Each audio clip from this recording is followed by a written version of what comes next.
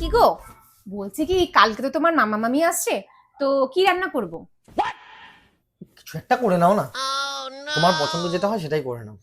আরে তুমি বলো না কি রান্না করব, তোমার মামা মামি আসছে তো।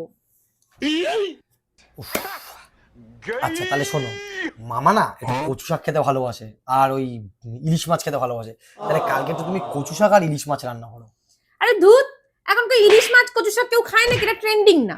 ট্রেন্ডিং হচ্ছে এখন হচ্ছে ওই চিকেন বিরিয়ানি আর হচ্ছে মাটন চাপ। ঠিক আছে, এটা বেশ ভালো খাবার। হ্যাঁ, আর তুমি না মানে সব সময়ের জন্য এমন সবসময় বলতে থাকো খালি নিজের পছন্দের খাবারই সবসময় বলতে থাকো। আচ্ছা একটা কথা বলো তো, এই কিছুদিন আগে তোমার জন্মদিন গেল, আমরা যে রেস্টুরেন্টে খেতে গেলাম, ওইখানে গিয়ে আমরা কি খেলাম? চিকেন বিরিয়ানি, মাটন চাপ। ওটা কার পছন্দের খাবার খেয়েছিলাম? আমার বউয়ের পছন্দের।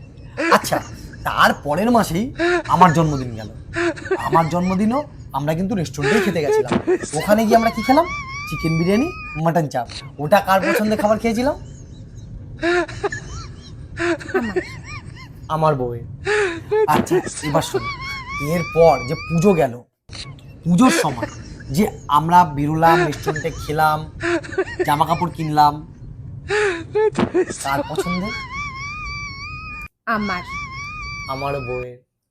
আচ্ছা বলছি, লাস্ট কয়েক মাস ধরে আমাদের বাড়িতে কবার এই চিকেন বিরিয়ানি আর মাটন চাপ করা হয়েছে? 10 বার। ওটা কার পছন্দের করা হয়েছে? আমার আমার বউয়ের। আচ্ছা আর একটা বলি, বলছি সেদিনকে যে তোমার বান্ধবী রাত্রেই ও যে নরওয়ে থেকে আসলো, ওকে আমরা কি খাওয়ালাম? চিকেন বিরিয়ানি, মাটন চাপ। ওটা কার পছন্দের করা হয়েছিল? আমার আমার বউয়ের। আচ্ছা শোনো না, তারপরে সমীরনার বউ আসলো, মানে আমার বন্ধু, ঠিক আছে, ওরা বাইরে থেকে আসলো, ওদেরকে আমরা কি খাওয়ালাম? চিকেন বিরিয়ানি, মাটন চাপ। ওটা কার পছন্দের খাওয়ালাম? আমার আমার বউয়ের।